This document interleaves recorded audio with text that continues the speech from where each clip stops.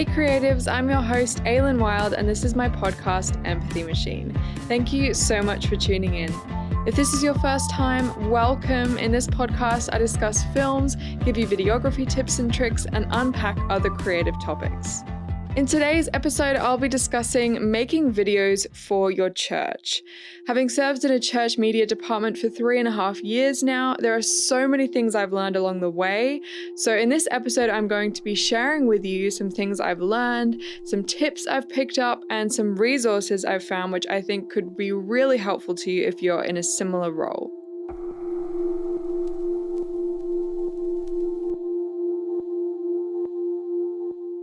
Like I said, I've been volunteering in a media capacity for church for the past 3.5 years now, and I've learned so much in that time. When I first started, I didn't know anything. All I'd done before that was some travel vlogs. I did a little documentary about my grandma using my grandfather's old camera, and I also filmed both of my parents' weddings, one of which I actually was in, and I forgot to set up a camera to film the ceremony, so it was a bit of a disaster. I'd also been running a YouTube channel doing makeup tutorials, which I did really enjoy, but the quality wasn't fantastic, let's put it that way. I actually started focusing on film and celebrity makeup looks towards the end, which was really interesting for me because I love doing all the research and really studying these makeup looks and trying my best to recreate them. I would research the makeup artists and see if I could find out the actual products that they were using, which surprisingly there is quite a bit of information on. And towards the end of that channel, which I literally worked on tirelessly every day, I started using Adobe Premiere Pro, and I use that instead of iMovie to edit my videos. My dad had a subscription, so I just used his, and I didn't actually have a computer at that point, so I had to wait till he went to bed, and then I would use his computer and edit into the night and get out all my videos for the week. So I was going to bed at like 3 or 4 in the morning most nights. I had lights and everything set up in my room permanently, and I was listening to podcasts about YouTube SEO and algorithms on my way to work. And honestly, my videos were not good by any stretch of the imagination. I knew the basics about lighting and a little bit about camera settings. I knew nothing about audio, but my mum had been telling me for a while about the church she was going to in Alice Springs. And at this point, I was still living in Scotland, and she kept saying things like, they could really use a media person at church. Pastor Ben keeps asking everyone if they know anyone that could do it. It's a shame you're in Scotland. And I remember at that point, for me, the pinnacle of good media and good videos was the church we used to go to in Brisbane, Hope Centre. And honestly, their media team is insane. Their videos are super high quality, really, really beautiful. And I remember I would watch them and just be in awe. That was the moment I looked forward to most in church, which sounds really weird, but it was church news. They were just so creative and beautiful and really great quality. And I believe the guys who made those videos from when I used to go are now, I think one of them is working for Pixar and the other one is working for a top production company in Australia. So they weren't amateur productions by any means, and they're still incredible. So I still have a lot of respect for that whole team. And, my mom would just tell me about the videos that the church in Alice Springs were doing. And I know that they laugh at them now because they didn't actually have anyone to make them. So Pastor Ben would just kind of film himself. A long story short, I did end up deciding to move there. And before I left, I sent Pastor Ben an email asking if there was any room for me on the media team, whether I could assist anyone or help with anything media related. So, there wasn't really anything for me to fear, but I was genuinely terrified. I knew my work wasn't good and I really didn't want to be laughed at. But I remember the email I received was so encouraging. He was like, "Oh my gosh, this is such an answer to prayer. I've been praying about this for like 6 months. When are you coming? Let's catch up." And he's one of these people that uses lots of exclamation points. So I was like, whoa, like he's super excited about this. And I remember sitting in his office and just being like, yeah, I don't really know anything. I've done some amateur stuff before, but it's not going to hold a candle to the Hope Center stuff. because Hope Center was essentially a sister church to them. So he knew the kind of stuff they did. And he actually came from there originally. So in my head, that's what I assumed he was expecting. And I'm like, yeah, no, I'm really not that good. But he was like, well, you can't be any worse than what we have now. So, I think you can do this. And I remember just feeling so touched and humbled by that because he hadn't seen any of my work. He didn't know much about me at all, really, but he trusted God that he had to give me a chance. And I can't tell you what that meant to me, that someone would just look at me and say, "You're enough. You can do this. I believe in you." It was just such a shock, but it was actually exactly what I needed. I needed someone to believe in me and throw me in the deep end and be okay with me struggling and spluttering away for as long as it took for me to swim. And I think God knew I would need that kind of faith because I definitely struggle a lot with self-doubt. I remember way back when I was a kid, I would always be so hard on myself. And if I didn't do something perfectly the first time, I would just assume I would always be terrible at it. I didn't really understand the concept of practice makes perfect. And I obviously still need to hear that kind of encouragement because I cannot even tell you the number of times people have complimented and encouraged me on this journey. It's honestly quite overwhelming sometimes, but I realize how much I need that when I don't have it for a while because immediately I start doubting myself and going, wow, no one said anything lately. Like, I must be doing really badly. So anyway, that's just an encouragement to you to always build up the people around you and let them know that they're doing a great job because you have no idea what kind of impact that might have on someone. Anyway, so I got thrown into this role under the good graces and blind faith of my gracious pastor. And essentially, I had to form some kind of a media presence for the church out of nothing. So the first thing I did was to do some research. So my YouTube days definitely came in handy here. I looked at their Facebook and Instagram, their website, and their YouTube channel, which literally had like 4 videos on it. I listened to a number of the sermon recordings. I asked my stepdad and my mum about the culture of the church. I made a note every time I attended a service about the type of people who were there, what age group they were, what were their interests, what were their jobs, what were they wearing, what kind of music did they listen to, how much did they respond to the messages. I wanted to really understand who I was speaking to so I knew what kind of video was going to be the most impactful for them. And I discovered very quickly that the Hope Center format was not going to work here. To give you a sense of the Hope Center videos, they were always very clean, lots of black and white and cream, snappy editing, very bright, very youth and young adult focused. It was clearly a city church full of bright, young, creative people. DLC, on the other hand, was pretty much the opposite of that in like every way. So DLC was very much an older demographic. At that point, they didn't have any kind of young adult ministry at all. The congregation tended to be quieter and slightly more traditional. The town itself, Alice Springs, definitely wasn't modern. It wasn't a big city vibe. It was much more relaxed. The pace was slower. These people didn't have crazy, busy lives with lots of places to go and people to see. They wanted to connect with each other. They would take time to listen and help each other out. Not that Hope Center people didn't do that, but being a country town, Alice Springs definitely had more of a community vibe. So I knew that if I did try to emulate or imitate the Hope Center videos, this congregation would be either completely bamboozled by them or they just wouldn't connect. They'd feel left out. They'd feel like the church didn't understand them. They'd feel like they weren't being heard or seen. So I made up a mood board. I wrote all of this out for myself, so I had a reference point. I took the colors from the town itself, as well as the colors from the logo and the newsletters and the social graphics that already existed, and I made myself a visual that I could draw from whenever I was creating a video. I wanted to make sure it felt like something that was actually coming from the church, not from me. I wanted to make sure the congregation felt included and seen and heard. Now, as I said, I had a very steep learning curve ahead of me. I was thrown in the deep end right away, and it was pretty stressful. The first project I was given was to interview 3 men for the upcoming men's conference. And this was back when I was still really shy and socially awkward, which, to be honest, is still kind of the case. But I just had to get over myself and text them all and organize for them to come in. And I remember it felt really weird because they were all older guys who had been in the church a long time and they didn't have a clue who I was. And I had to message them saying I was the media director for DLC.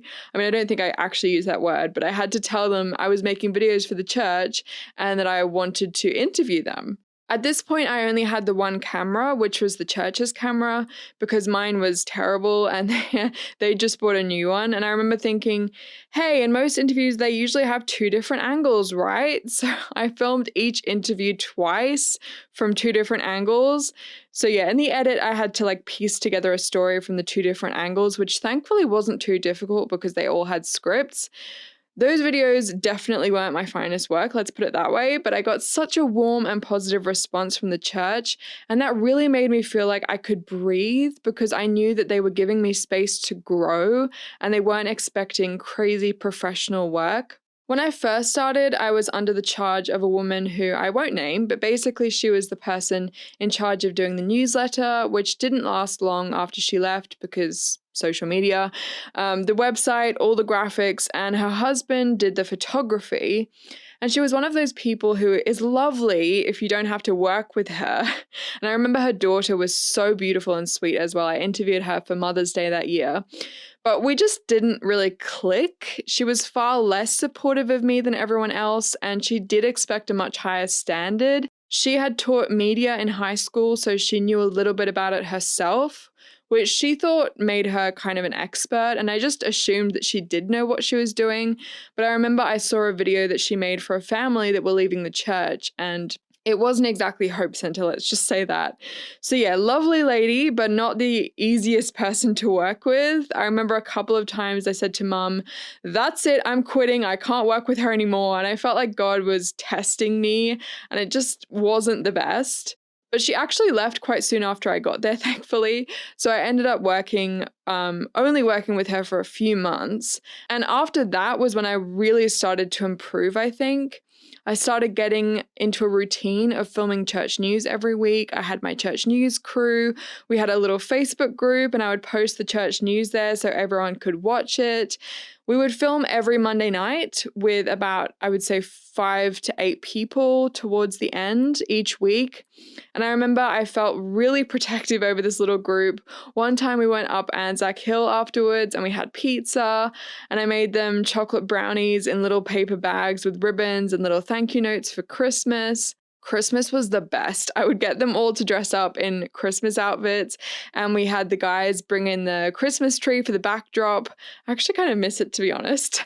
I will say though, doing it every single week was definitely quite stressful. I had to figure out how many items we had, get the scripts edited and loaded into the teleprompter, which I bought quite early on because memorizing was just a completely unnecessary stress, and I definitely would have probably lost my entire team if I had made them memorize everything every week because I only got the scripts like an hour or two before filming.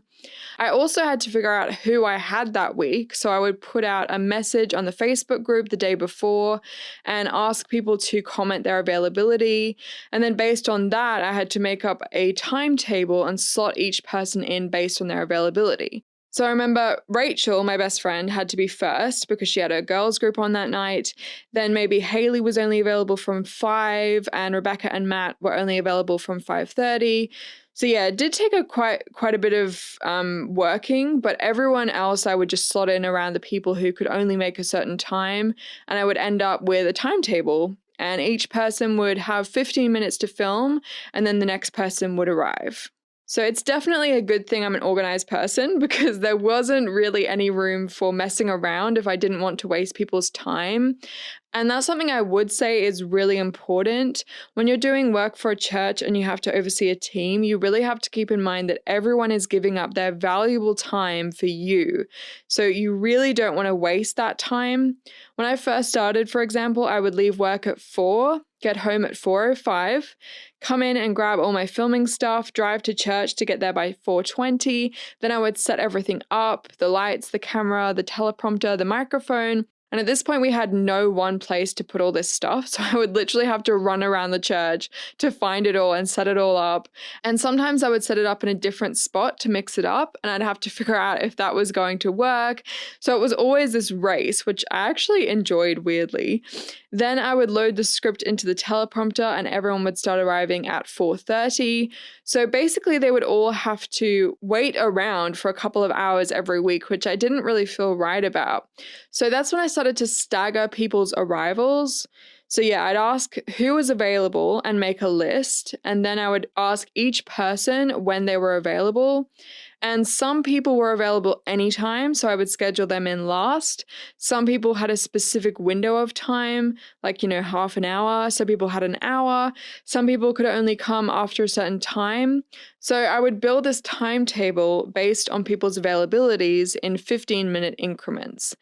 And honestly, it worked really well. Everyone arrived on time. Everyone knew exactly what they were doing because I would send them a script a few hours before they arrived so they could get familiar with it. And that was another thing I started to do because I got feedback from some people that it was really helpful. So yeah, I really just tried to see it from their perspective and make sure that they were as comfortable as possible, which is why I bought the teleprompter, and I would highly recommend buying one, by the way, if you are doing church news, because it's definitely the thing my team most appreciated, and it meant that anyone could do it. So yeah, it ran like clockwork every week, really. I did have the occasional person who wouldn't show up, and I'd have to get someone else to do their script, but it was usually pretty smooth. We'd usually change the background every couple of months to make it more interesting. I remember we'd wander around looking for plants and putting them in the background. For a while, we were filming on the stage itself, and Christmas was always so much fun. So yeah, it was definitely a great creative exercise for sure. Another thing I tried to do was to not be too critical of people. So I would usually ask everyone to do each announcement twice, just in case. But if they messed up, I would never get impatient with them. And some people weren't the best, but the most important thing was, are they getting the information across? If the answer was yes, I wouldn't try to push them to be more smiley or less gesticulative or anything, because they would see themselves on screen and they would critique themselves for me. And if you have someone constantly saying, can you do it for the 100th time because this time you moved too much or whatever, eventually that person is going to really start to doubt themselves and become self-conscious, and they're going to make even more mistakes. So unless there was something really obviously wrong, I would never push anyone to do a take loads of times to get it perfect. And they all definitely improved massively over time, which I would always point out, and I'd always make sure to let them know how much I appreciated them. After about, maybe like a year, we started filming monthly instead, which was more work for the admin team who were in charge of getting the scripts to me, but it definitely took a huge weight off because that way I could batch film and then batch edit, and essentially I could have a couple of weeks off every month if I wanted, which was great.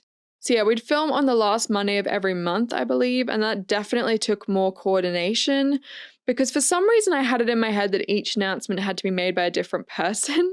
So every announcement, unless it was a big event like the women's conference, would be shown twice, so in the 2 weeks leading up to it.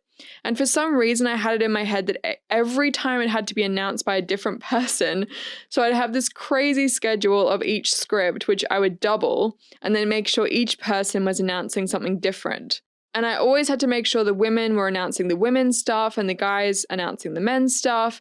And if there were any family events, I would get someone who had a family to do it. So yeah, I actually don't know how I managed it, to be honest, but I actually really enjoyed it. I remember so many times along the way, though, I would pray for someone to come along to help me because I just felt like I wasn't good enough and that I'd never be able to produce the quality I wanted on my own. But I did definitely improve along the way, so I'm glad I ended up doing it all on my own. I did have a couple of people who I was training on and off along the way, but none of them were really committed or interested in actually doing it with me. So that kind of didn't really work out. I think maybe they were just too young and they didn't really know what they wanted to do anyway, so it just never panned out. Just before I left, we had a new girl come in who was a wedding videographer, and she did some filming for me, which was great. And I always had help from my best friend Rachel, who basically took over from the woman who used to be like my boss. She would do all the social media, the graphics, the website. So yeah, we kind of worked together a lot, and I definitely miss having that creative brain to bounce ideas off because we were a really great team. But yeah, looking back, I definitely improved massively over those 3 years. I learned how to do everything myself with no help. So that was actually a blessing in disguise, I think. And it wasn't just church news I was doing. I would film the events. I tried to do both photography and videography if I could. Like the Night of Honor, I was a photographer for the first half of the night, and the second half, I would film everything. We did some promotional videos like the View 360 videos, which were like these big content-packed videos about the church and what was going on and what was happening in the next year. And the missions updates, which were also massive videos about the local and global missions the church was involved in. Then there were other promotional videos, like Rachel and I did this video for the women's conference, where I basically filmed her climbing up these rocks at the telegraph station.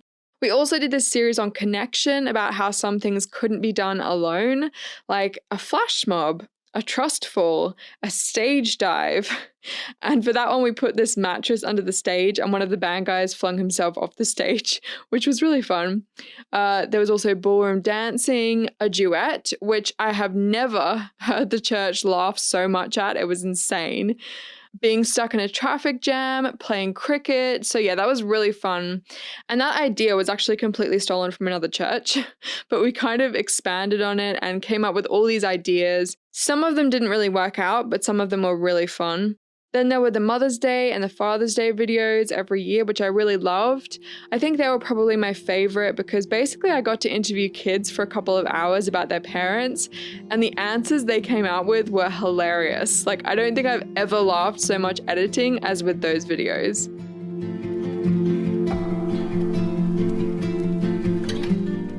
So that's kind of my background with making videos for church. I'm also currently in a season of making weekly videos again for my church, but this time it's editing the actual service itself because obviously we're still in lockdown over here. So my role is kind of just putting it all together for Sunday. But I think the biggest things I've learned over the last few years is firstly to have perspective. So I can't tell you the amount of love and gratitude that has been directed towards me from both churches because of this. I think the way some people view volunteering is that they are doing the church a favor, and because of that, they often get burned out or they feel that they're being used or mistreated. But I think because of Pastor Ben, because he believed in me when I was nothing and put so much faith in me, I never saw it as me giving something to them. I've always seen volunteering as being given something for free. So obviously with media, being given the gift of practice and being able to build your portfolio and skills, being able to show your work every week to a live audience of hundreds of people, getting regular feedback on your work and how you can improve, and not having the stress of being paid, which definitely adds an element of stress because there's this expectation that you're going to produce something worthy of money. All of these things are a huge gift and actually a very rare opportunity that most people don't get. Most people really struggle to build their portfolio because they're always having to find new clients and people who need work. But I would literally have a meeting every month with the lovely Mez, who I really miss. We would look over the month ahead. At the beginning of the year, we'd look over the year ahead, and I had a list of videos. I had a plan. I had all these opportunities to make different kinds of content for different uses. I had to learn how to mix sound for loudspeakers. I had to learn how to interview older people, people who spoke English as their second language, children. I had to learn how to make videos for youth promos and then make videos for Father's Day. And I honestly can't think of many other videographers who get that opportunity, who get complete creative freedom and the ability to practice all kinds of videos. I also had the opportunity to learn the sound desk and get training from someone who had been doing sound for 40 years, which definitely helped with editing sound in my videos. So all of this can either be seen as a favor I'm doing for them or as an incredible gift I'm receiving from them. And I've always seen it as a gift, which is why sometimes it feels strange to me when I receive so much gratitude from them, because in my mind, they're doing me a favor. So the first thing I would say is definitely to be aware of your perspective and make sure you're not focusing on something negative because you will burn out. I remember a few times I definitely struggled getting videos out. Once I remember I was editing a Father's Day video and I was really sick in my bed. I had this duvet on my head and I was feeling awful, but I just had to get this video out because I had given my word that I would do it. Another time my computer broke and I had no way to edit church news, and I don't remember ever being so stressed in my life. I had a complete panic attack. I drove to the church and I tried using their computers, but it wasn't working. So eventually I had to give up, and I remember texting Mez to say that there wouldn't be any church news that week, and I just felt like such a failure. I was literally bawling my eyes out. And, she was totally fine with it, but it made me realize just how much I cared, which I think is really important. And obviously, I don't think it's necessarily healthy to care that much about it, but I definitely think it's important to cultivate a perspective of gratitude. And that way, your risk of burnout is a lot less. And, I was working full time and studying on the side. So I think if I didn't have that perspective of gratitude, I would have burnt out really quickly. The second thing I'd say is to cultivate empathy. Like I said, most people don't view volunteering as a privilege. Most people view it as, them giving up their valuable time to do something for the church and for God, which I think needs to be respected as well. A lot of people don't have a lot of time to volunteer. A lot of people have families to look after, or they're just not in a great headspace. Like maybe they're going through something that you don't know about. So it's really important to be incredibly respectful of people's time. And this is where you really need to be organized. Like I said, I would always make sure people were prepared beforehand. I'd make sure I was set up before they got there. I bought a teleprompter for people who didn't feel comfortable ad-libbing or memorizing. I would always reassure them and encourage them and not make them do hundreds of takes. I would smile at them and thank them multiple times for giving up their time. I would always make sure to ask them what time suited them, and I would make that time available myself, even if it was my day off or later in the evening. You have to remember that for most people, being in front of a camera is an incredibly nerve-wracking thing. So you're not only asking them to give up their time, but also to take a leap of faith and do something out of their comfort zone. So it's really important to be gracious and respectful, and that will definitely get you a long way. Because if people see that you're not going to be impatient with them or get annoyed at them for messing up, they're going to start to relax and enjoy themselves, and that will be very obvious on screen. This is especially important for children because they might not feel nervous in front of a camera, but they may feel nervous around you. So you really have to make sure that you've got the biggest smile on your face that you've ever had and that you're being really clear about what you want from them. And obviously, kids tend to have a hard time sitting still. They want to touch the microphone. They want to kick the chair. They might be nervous or they might be in a silly mood. And you really just have to be patient. You have to be kind. You have to be approachable. And sometimes you do have to be a little firm with them.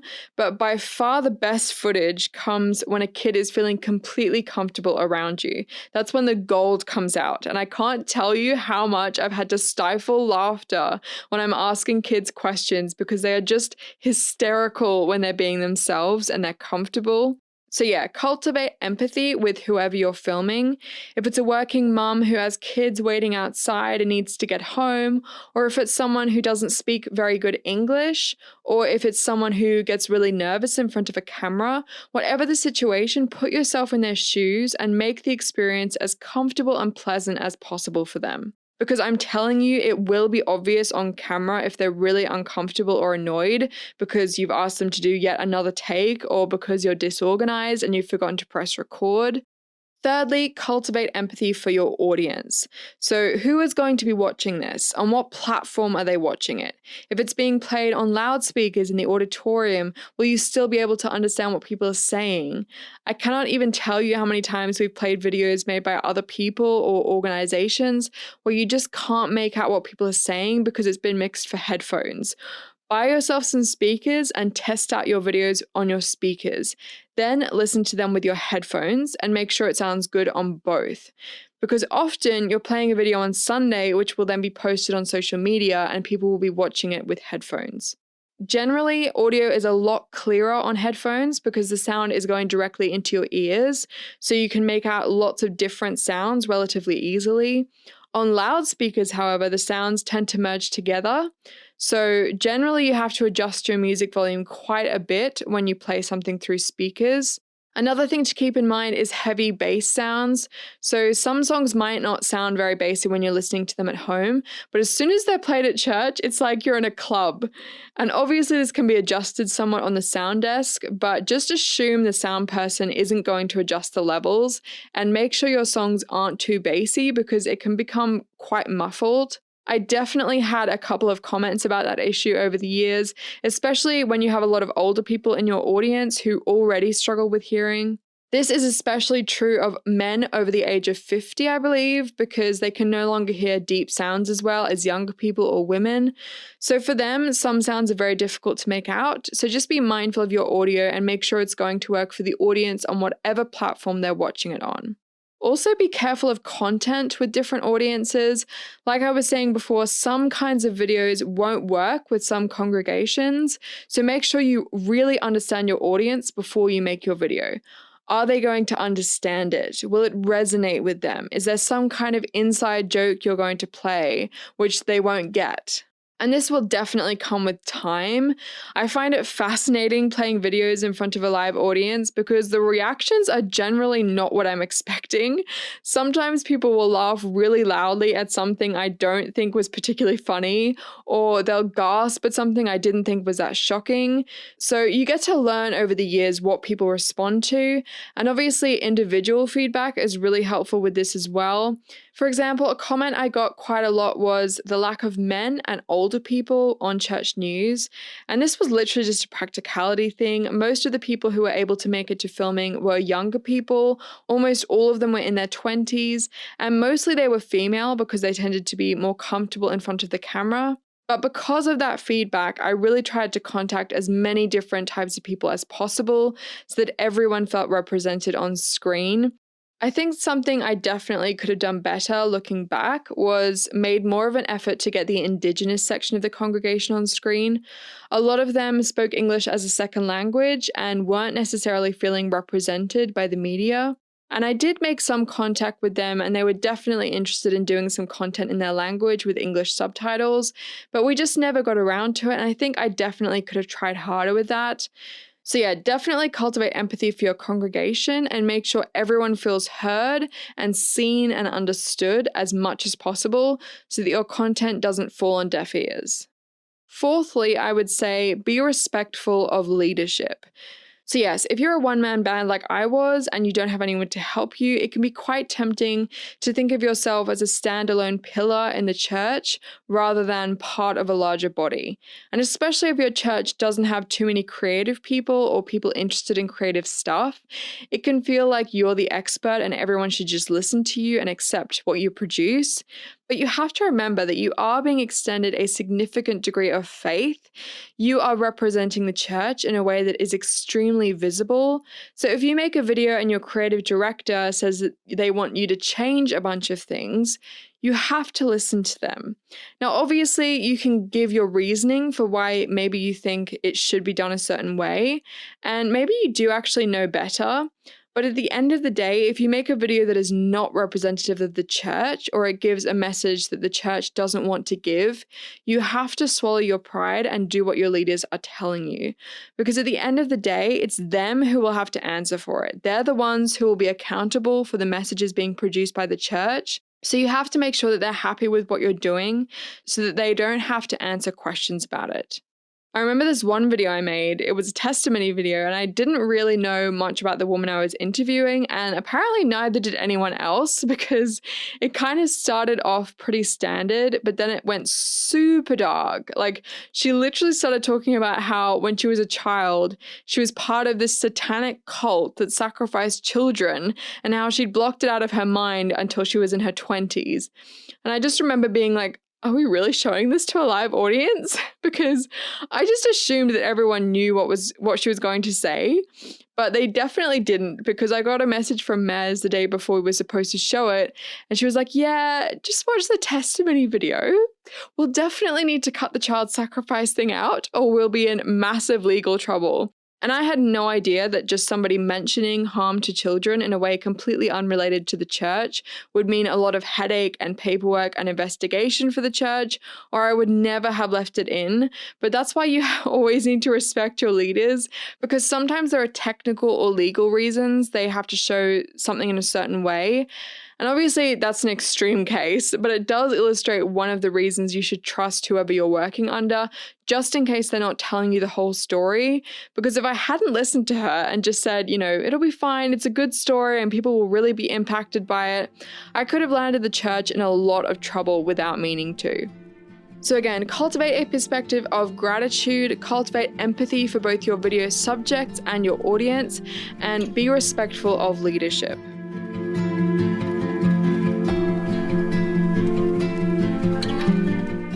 If you are a one-man band like me, there are a few more things to keep in mind. The first thing is to prioritize. Obviously, if you're working full-time and if you've got other social engagements and other commitments, you're not going to be able to do everything, and that's okay. It took me so long to accept the fact that my videos just weren't going to ever be the quality of the Hope Center videos, because they had a full-time paid team, whereas I was volunteering whenever I had the time, which was limited because I had a full-time job and I was studying part-time. So you have to prioritize what you're realistically going to be able to do. Maybe you can't be at every event to cover it, but could you maybe find someone else to cover some events and you do the others? Do you need to update your youth promo every month, or is it okay to just update it every 6 months? What does your church need to be made aware of through church news, and what could just be communicated to them privately through group leaders or on social media? Discuss with your creative director what the priorities are and either outsource the rest or drop them completely. If they really need everything to be done, they can find someone else to help you, but that's not your concern. You can only do what you can do. The second thing I would say is to work smart, not hard. I think I need to get this tattooed on my hand or something because I am terrible at this. I'm a huge perfectionist, which means I tend to have an allergic reaction to shortcuts, even if there isn't really a drop in quality. For some reason, I'm always convinced that the long way is the best way. But if you're a one-man band, you can literally not afford to think that way.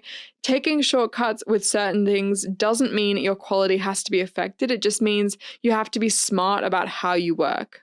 For example, it took me a really long time to get to let go of certain things in church news.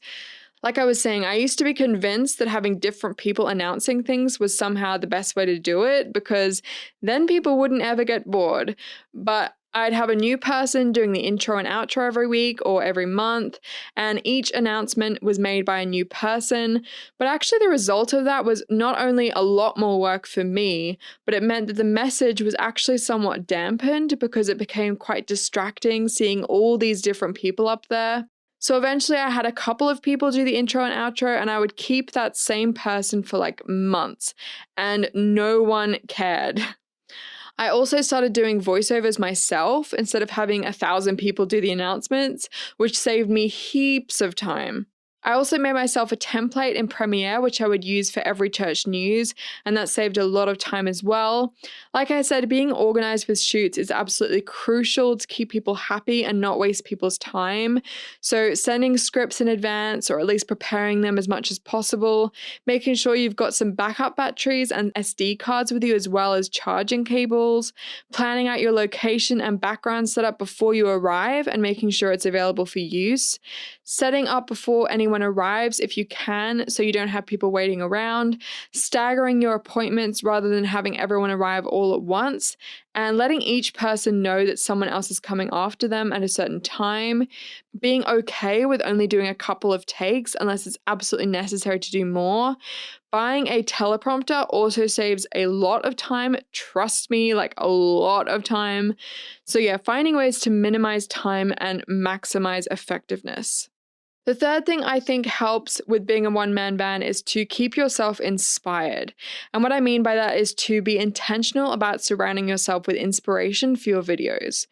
Because you waste a lot of time coming up with concepts if you're not carving out your surroundings to be sources of inspiration to you every day of the week. So something I did, for example, was to follow a bunch of churches on Instagram and also their media departments. You could also follow brands you like. So I know for Hope Center, their media director told me he takes a lot of inspiration from, I think it was Nike and Apple, and that's quite obvious in their style. But if you don't do this and you just let ideas come to you, you're going to spend hours coming up with concepts instead of actually making videos. So if you have inspiration around you all the time, you'll already have loads of ideas you can pick from when you create your next video, and you won't have to waste the time creating concepts. And again, make sure you are tailoring everything to your church's specific style, which is where a mood board is really handy. So it's actually relevant to your church specifically. Remember, there's nothing new under the sun, so don't try and be super unique and different because you think you have to. Obviously, you don't want to directly copy anyone, but taking inspiration from other people will save you a lot of time and headache, especially as a one-man band where you don't have the luxury of bouncing your ideas off a creative team. So again, prioritize, work smart, not hard, and be intentional about getting inspired.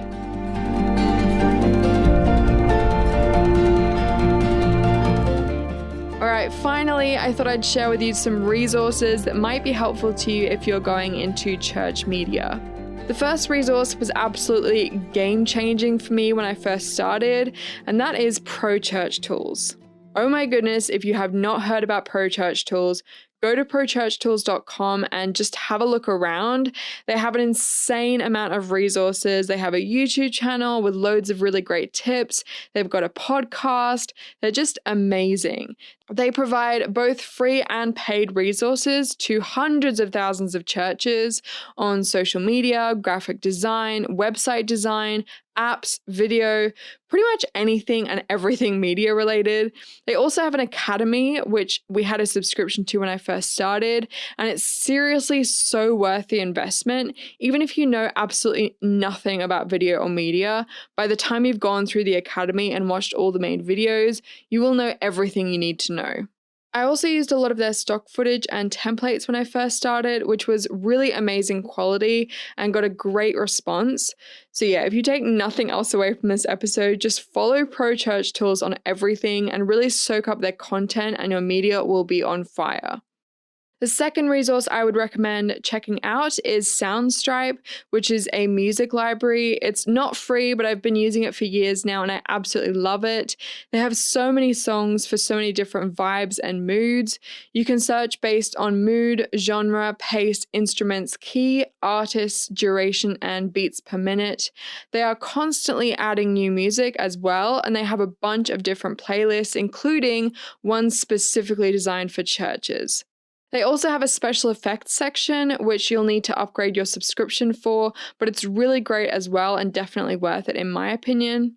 Some other music libraries you could check out as well, according to Pro Church Tools, are Artlist, Marmoset, Storyworks, Juke Deck, Audio Jungle, Premium Beat, Music Bed, and Seeds by Church on the Move. The third resource I would recommend is VideoBlocks, which is a stock footage site. I use a lot of stock footage in church videos, especially being a one-man band. Like I said, Pro Church Tools does have some great stock footage, but VideoBlocks has literally millions of clips in full HD and 4K quality. Their library is really great, and I can pretty much always find something on there to use.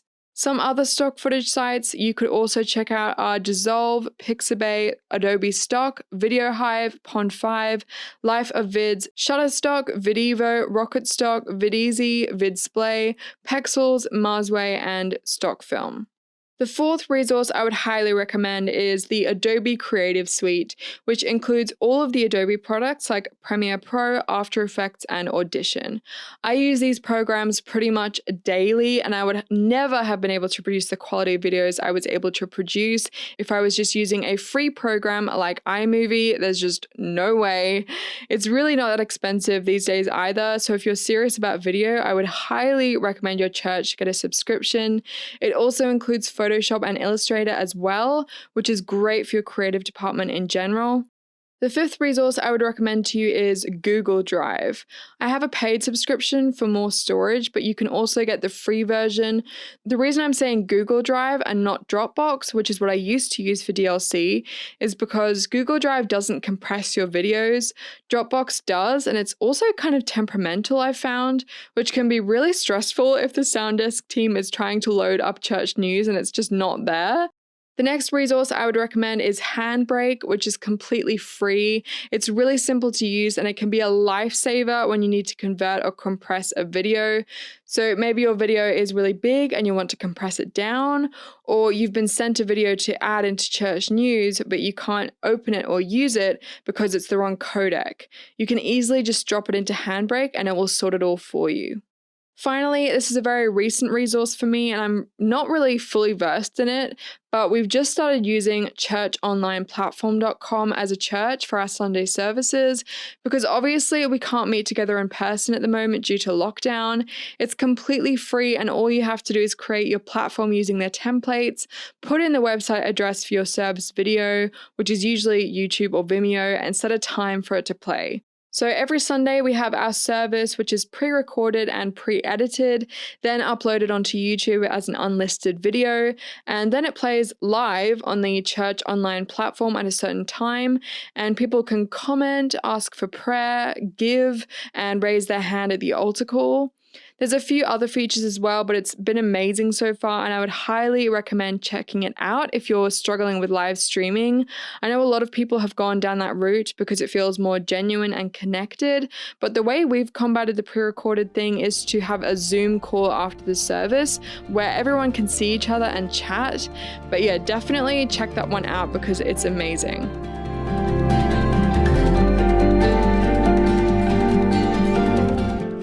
Volunteering in a media role for church has been so amazing for me and has definitely massively helped me not only with my video skills, but with my social skills and my ability to lead a team.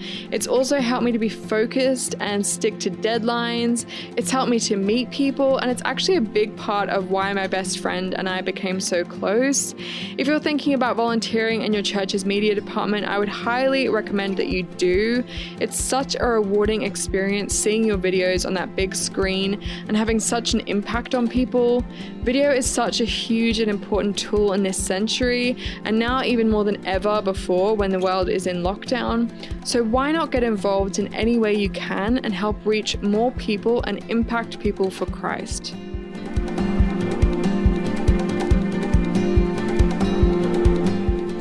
My 10 film picks for this week come from Amazon Prime, and the category is films to watch with your sister. In alphabetical order, the films are Anna Karenina, Breakfast at Tiffany's, Dirty Dancing, Emma, Little Women, Love and Friendship, Miss You Already, Testament of Youth, The Guernsey Literary and Potato Peel Pie Society, and Wild Rose. Head on over to ailenwildmedia.com/film lists and let me know which of these is your favorite and which film is not on there that you think people should check out as well.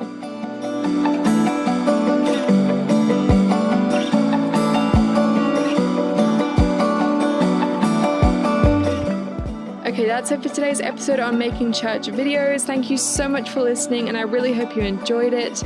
If this episode inspired you at all, please don't forget to leave me a review. That would be really helpful. And I'd love to hear your feedback and any requests you might have for future episodes. Also, check out the show notes for this episode at ailenwildmedia.com/podcasts.